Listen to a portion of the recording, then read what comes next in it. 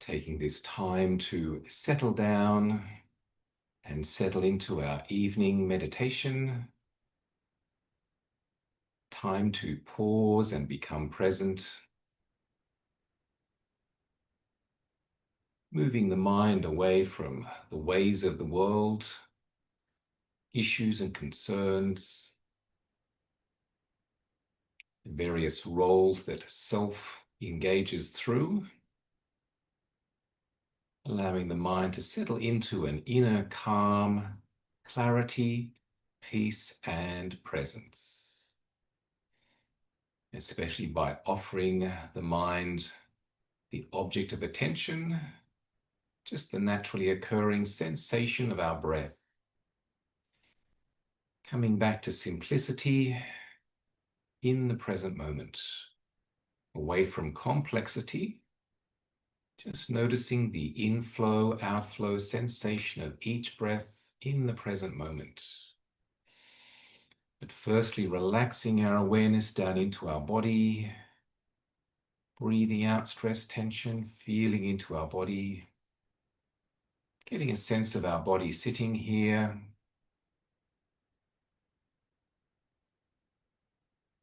feeling grounded, settled, centered, present.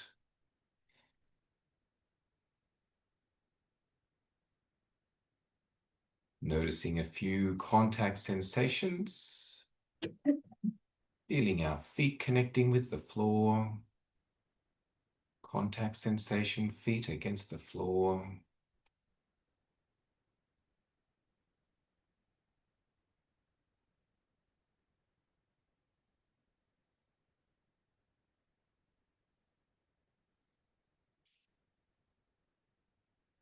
Feeling our body connecting with the chair, cushion, or meditation stool.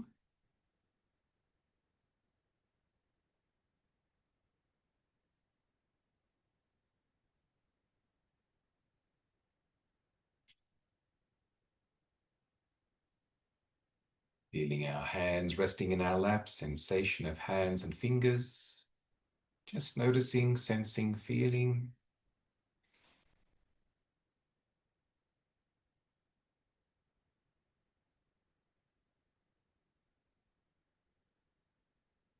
And then bringing our awareness up to our shoulders, a place where stress tension collects. So just feeling into our shoulders with awareness and relaxing the shoulders without disturbing the uprightness of our back. Relaxing the shoulders.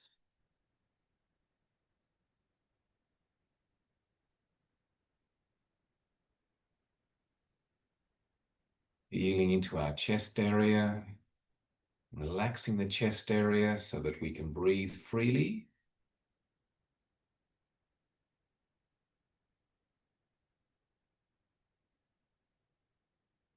And feeling down into the abdomen belly area, also a place where emotions collect and even contract. So relaxing the chest, the belly area, the abdomen belly area, softening the belly so our diaphragm can extend fully.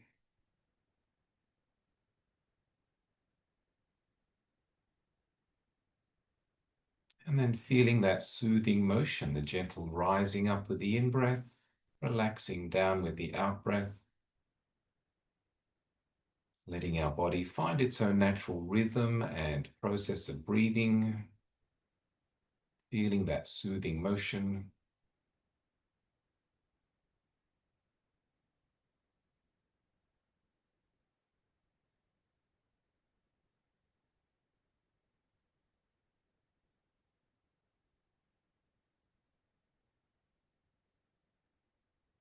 Also noticing our face, maybe feeling the air connecting with our face.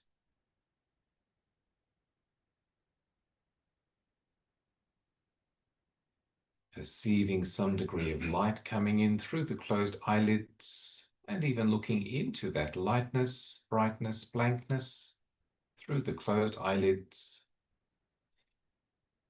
A forward focused gaze into the space in front through the closed eyelids.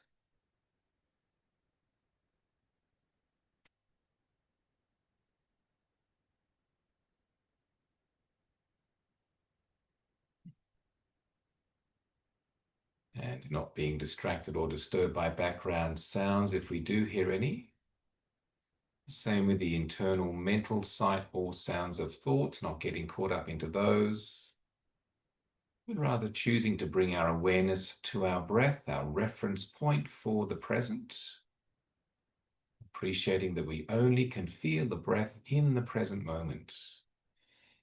Meditation is practicing being present in a calm, objective, receptive, attentive way. So feeling the natural inflow, outflow sensation. Also maybe looking into the lightness, brightness through the closed eyelids. And if it's helpful, using one or two mental words in our mind with the breath, such as calm on the in-breath, ease on the out-breath.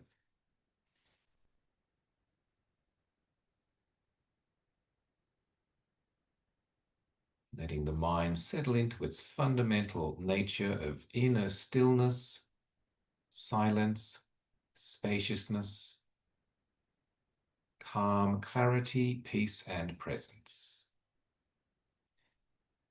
Always returning our attention back to the breath if we do become distracted.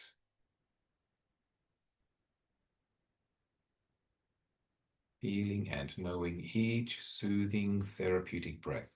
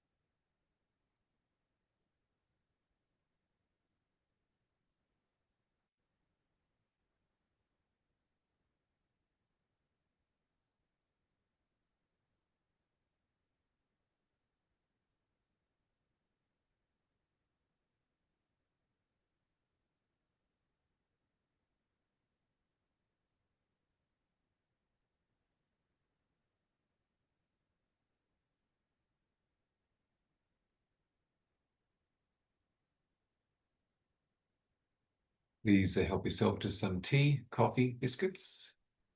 We can have some reflections and questions.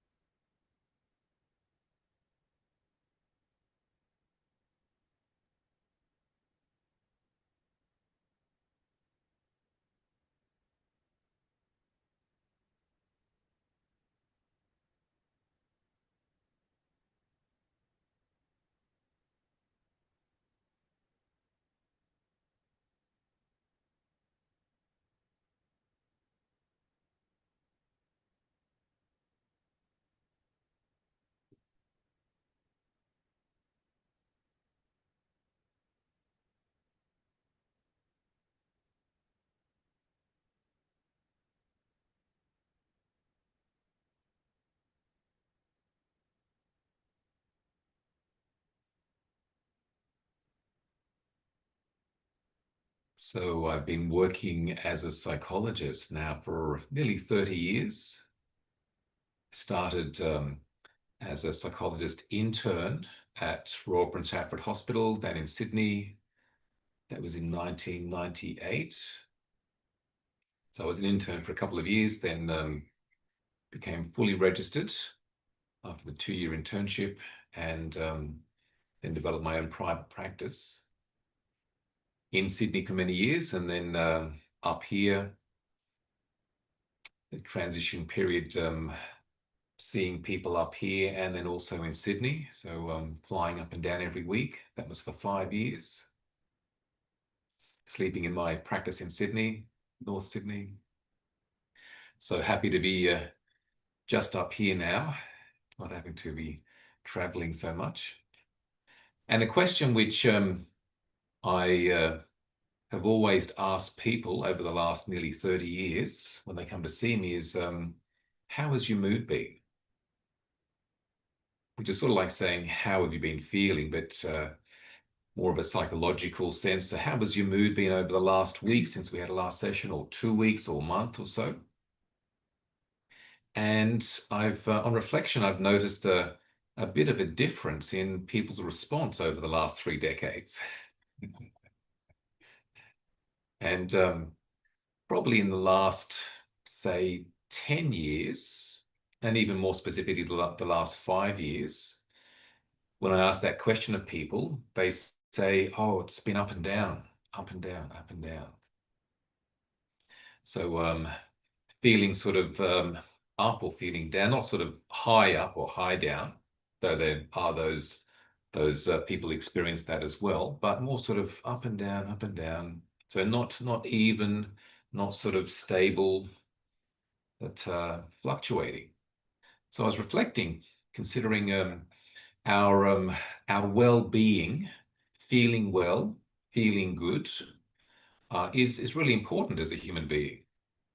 Even more important than how we're feeling physically, our mood is important. People can be physically healthy, physically fine, but if their mood is affected, then it affects their well-being, their sense of ease and joy, contentment, peace of mind, peace in life. So mood is significant. Psychological well-being is significant. Certainly, um, that's very much emphasized in Buddhism, the Buddhist teachings. It's not so much a practice for the body, but a practice for the mind. The importance of having a healthy mind.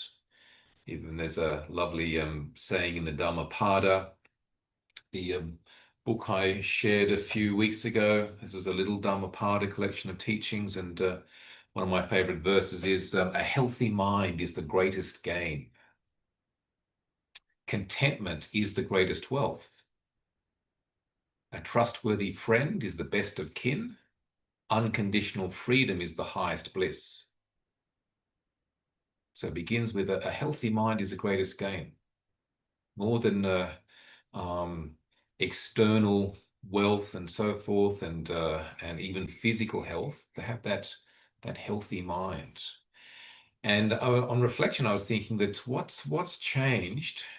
What's changed in the last 10, 15, 20 years to have people generally, and this is not just people that have coming to see me as a psychologist because they have an sort of stabled mood, a mood disorder, but just general people for seeing me for relationship issues or work issues or chronic pain or cancer diagnosis.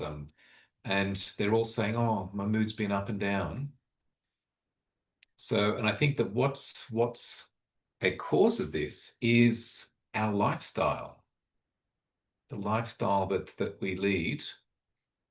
Certainly in Australia, but westernized countries, that's the lifestyle that we lead, and more specifically what's been happening over the last 10, 20 years is that life has become a lot more complex.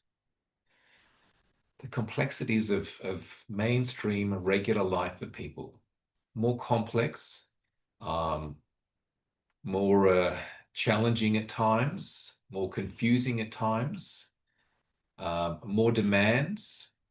It's not as simple as what it used to be. And these external things in how we're living our life do affect our mood, unfortunately. Even just the choices that making a choice about something, whether it's a product in the shopping center, in the some food product, and the choices that are there. Which one shall I get? Having to sort of maybe buy and choose and look at labels and so forth, or choosing some sort of white good, some sort of some maybe digital device. Vast choices that we have, which consume time, consume energy, and maybe even researching which one to get. There's even that business called Choice, which let you know which ones are faulty and which ones not to get. Choice says this is the best washing machine, etc. So the life that we're leading, the lifestyle that we're having, the ongoing quickening that we're experiencing, things changing.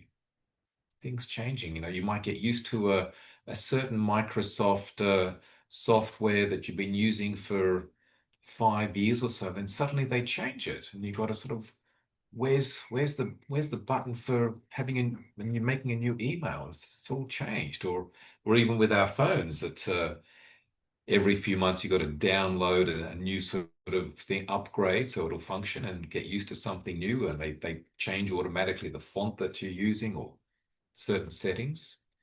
Maybe it's helpful for exercising the brain, sort of keeping alert, keeping attentive, keeping up to date, but it's also tiring and taxing as well. And I think this is affecting, in many ways, people's people's mood, people's emotion, because people just being stressed and taxed, they get worn out. There's less of a stabilized, calm, composed mood there. We're at the mercy of things changing. Even now, will I be able to get some petrol or diesel? Um, do I need to go and buy an electric car? Suddenly, there's a wow, electric cars. You don't have to worry about queuing up for petrol or diesel. Um, so these things again create sort of an unease in us, the uncertainty, which yes, the Buddha spoke about. Everything is subject to change, and there's this underlying uncertainty that creates a sense of dis-ease. The word dukkha, dis-ease, disappointment, stress, suffering. Yes, that's there, and we can work with it, but it maybe brings forth the idea that maybe things are going to continue to get complex and more and more sort of choices regarding things. Things don't last as long. So we need to maybe upgrade our mind to accommodate these current challenges and things that are otherwise testing us and stressing us and consuming us and confusing us, so that we can have more of that calm composure and not just be at the mercy of what's going on external to ourselves. And this is where meditation comes in. Meditation is developing that quality of mind so we're able to be inwardly calm and composed, having a sense of inner peace and presence despite what's going on externally. And so the more and more we're able to develop that quality of mind, then the less and less we are affected by the changes externally, the challenges externally, the choices we have to make externally, the busyness, the complexities that are going on. It's like we're able to maintain that equipoise, that equanimity, that calm composure. If not, we get run down, and yes, it affects our mood up and down, and also people get more irritable. Then it impacts on relationships. So that might be the stress of work, getting to work. Then person brings home that stress and issues, and it impacts upon relationships. Even bringing work home, so people are less able to have the energy to be and connect and share and feel at ease and feel a sense of joy. They come home worn out, burn out, run down. End of the week, there's things that have to get done, and even just the administration of regular life has become a lot more complex. So it's like, yes, we need to not just become overwhelmed by this, but like the phones and like the computers, we need to maybe upgrade, enhance our minds, strengthen our minds so that we can accommodate these changes. And again, that's where the basic simple practice of sitting, being, breathing, being in the present moment, collecting the mind so that it has that calm and clarity, that peace and presence inwardly, and then we can go forth into the day, into the happenings of the week, into the world, the comings and goings and doings, and maintain that equilibrium. If not, then yes, we become stressed ourselves, and we're also vulnerable to other people's stress. The greatest virus is the stress virus. And beyond being airborne, you think, oh, a dangerous virus is airborne. You don't even need to touch somebody to get it. It's airborne, but worse than that, it's now even beyond that. I'm not quite sure what you'd call it, but it's you can receive at home in Australia an email from America, and the email, their stress from that person comes through, and then you read it and you get stressed. You get infected with that stress virus. Or you look at something on the news that's happening in another part of the world. Maybe it happened a while ago. You see it, oh, and it causes stress. So this is a virus that affects, infects, impacts people, And especially as we're aware, we're more and more privy to information, you know, in the moment from around the world that can affect us. So again, we need to protect our mind, heart, from being infected with stress, other people's stress. And in doing so, we're also enabling a sense of the immunity, what I call psycho-spiritual immunity.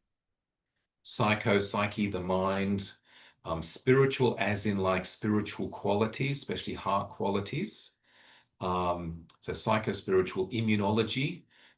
So we are immune to other people's negativity, other people's stress, other people's anger, other people's fear, other people's reactiveness, even to the point where we have a strong psycho-spiritual immune system, and we can be around people that are stressed and overwhelmed and overwrought and confused, and we're not just immune, but we're actually exuding a calmness that can infect them in a positive way.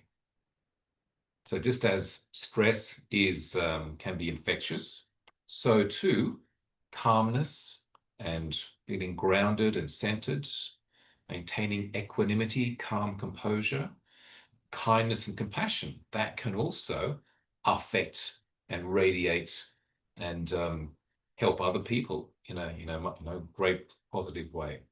And we can be those forces for good, benevolent force, helping other people in this way, just in a subtle way, how we might drive on the road, or how we might present at a in a shop, or how we send an email, how we write a text to somebody, so that we're sharing the calm, sharing the composure, sharing the peace, sharing the sort of presence, a deep presence that impacts in a positive way for people. And also within this as well, the what I call our psycho-spiritual immune system, we're also then immune to our own negative thoughts. Because just like our physical immune system, which is so significant for our health and wellness and survival, it protects us from external agents of illness, viruses and bacteria and poisons and toxins and so forth that come externally. Our immune system also supports us internally. So if there's a bad cell, didn't come from outside, it's one of our bad cells, our immune system picks it up and deals with it, gets rid of it, and helps to maintain our health and well-being. So too, the psycho-spiritual immune system can help us to be immune from being infected with other people's anger and anxiety and greed and confusion, but also our own thoughts, because we'd like to have thoughts that could be greedy thoughts, angry thoughts, distressing thoughts. So be immune to that, don't bind to that, and bring forth more thoughts and mind states that in the opposite direction of greed, anger, ignorance, of generosity, kindness, and wisdom. So we're dealing with not just the external, but the also internally as well. And this is all part of the process and the practice of meditation. Looking after ourselves as we then look out into the world and look out and look after others as well. The mind being so important, so integral to our well-being. And again, just even in just a foundation, practical way that, yes, life is becoming busier, more complex, sometimes confusing, sometimes conflictual, sometimes overwhelming and distressing, and it's not going to probably change in terms of getting less, it's probably going to speed up. And so we need to then go for some upgrades in terms of the functioning of our software to enhance our hardware, brain neural connections, hardware, software, the mental functioning, to be able to accommodate and deal with these changes and challenges of contemporary life. So meditation is certainly really helpful for that, and certainly encourage everyone to practice meditation on a regular basis, just for maintaining that stability of mood, stability of being at ease, no matter what happens, no matter what we're aware or privy to, we're able to maintain that calm composure. So important. So if yourselves any thoughts or reflections around this, have you noticed that your mood is has more sort of lability, more sort of fluctuations now than maybe years ago? There's more stuff that's becoming a cause of concern and stress and worry and so forth.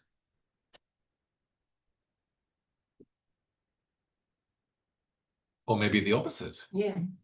Especially if you maybe meditate. It's like, oh, didn't meditate before, now I meditate and it's all good. I think it's also for me getting older, and I feel that brings less stress. Yeah. The only stress is maybe getting closer to the end, but it'll happen, don't worry about it. Yeah, I know. But I feel it's actually less. Well, that's good. Yeah. It's good. Yeah. Because the opposite could be the case.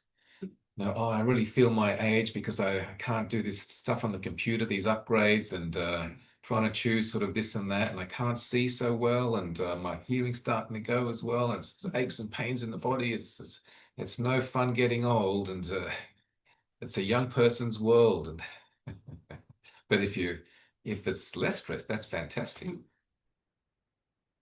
But it helps as well. I work with people who are dying. That helps a bit too. Yeah, so really good reflection. Yeah. And certainly in that, the sense of not stressing the small stuff and living more in the present moment with joy, because you never know when that end date is going to occur. Brendan, you were going to say something? I was going to say another thing that I think has changed a lot in the last 20, 30 years is the population. There's more people. Yeah. Makes it more competitive. It's harder to find a good job. It's harder to get that promotion. It's harder to find a good place to live. Yeah. So yeah, I really feel for young people these days because a lot of us later in career, we're established, and so there's still uncertainty there. Yeah. But as a young person, there's so much more competition because there's just so many other people. Yeah, for sure. So that obviously causes a lot of stress. And their stress also flows on to then their parents and other people as well. Then coming back to the importance of contentment and being content with what you do have and not getting caught up in the wishing and wanting things to be different and wanting to have a better place to live or a better job. It is what it is. So that's I think something that people need to reflect on more. Just being content with what they have. And our culture is kind of the opposite of that. Yeah, contentment, as the Buddha said, is the greatest wealth, and particularly supporting the planet, so we're not continually consuming and producing things that just go into landfill.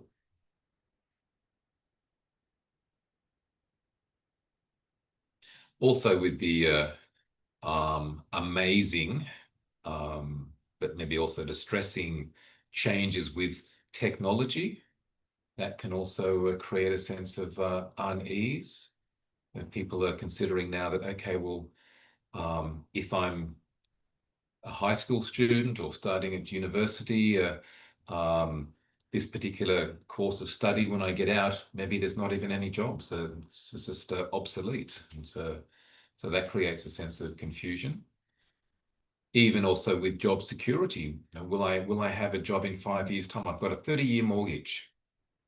The bank's given me 30 years to pay this mortgage off, so that I can own my own home. But they've maybe not considered that in 5 years' time I may not have a job because AI has taken over, and what do I do now? So it's these sorts of uncertainties that people are dealing with. Saw a program on TV recently. It was one of these 4 Corners or 60 Minutes programs, and it was talking about the AI and the digital companies and so forth, and they were showing signs, particularly in America, where it says, don't hire humans. Advertising, don't hire humans. Sort of it's advertising for AI technology and robots and so forth. Because AI and robots, they don't have moods that go up and down. I'm not feeling so well, I can't come to work today, having a low mood, or not producing so well today because I'm just having a bit of a low mood. But it's unfortunate.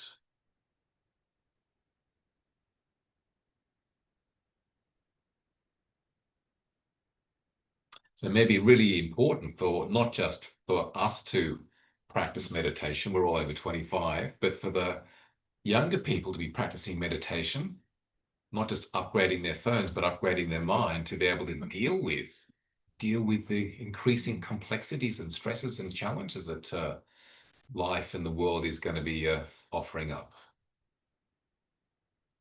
I work with lots of young people and particularly children, and I feel like there's more literacy around mindfulness and more sort of understanding, but it's then also going hand in hand with sort of like hyper-competitive parenting, or, you know, so, you know, you can see that people understand mindfulness maybe more and are practicing things like, you know, yoga or meditation or relaxation in schools. But alongside that, you've got parents needing to both work so it feels like it sometimes swings and roundabouts with families, and you know, they're getting so much information and you know, and feeling judged and limited resources. So you've got children growing up with maybe a little bit more understanding or awareness, but that's not necessarily translating into a calmness or an ease in a family unit. Or it's a start, but it needs to go to the next level to be actualized and applied. And it's a program that I watched on TV, I think it was 60 Minutes, was talking about young people developing what is being diagnosed as digital dementia. Like, wow, it's like their brains are being affected by all the screen time, and it's really, really unfortunate. So neurological deficits are occurring, a type of brain fog. Smart boards in classrooms and kids not sort of singing and playing, outdoor play and so there needs to be a rethink on how we are living and how we are operating and what's really sustainable and important, not just a new idea for now and makes a lot of people a lot of money, but what's going to be helpful over the next century for our humanity. Certainly we know that meditation it's been practiced certainly in Buddhism for 2,500 years, and there's even traditions that practice meditation that have been going for longer than that. So that is an ongoing practice that can be helpful for most people. Keep up the practice. This Sunday we have an opportunity to have some extended sessions of meditation. Ajahn Medino, who's a Dutch Buddhist monk, ordained in Thailand. He ordained when I was a monk in Thailand, so I've known him for nearly 40 years. He'll be here. It's arriving tomorrow, and so staying with me over the weekend, leaving on Monday. So he'll be giving a Sunday meditation day this coming Sunday, so which probably you're all aware of through the newsletter that went out. And so there's still plenty of space on that if you want to come along. So we begin at 9:30, arrive around 9:20, have a shared lunch around about 11:30. So bring a plate of food to share, and we finish up at about 2 o'clock in the afternoon. If you can't stay for the full length, that's okay. Just great to come along, connect, share, and receive some teachings and guidance from Ajahn Medino. But thanks for coming out tonight. Have a pleasant evening and see you next time.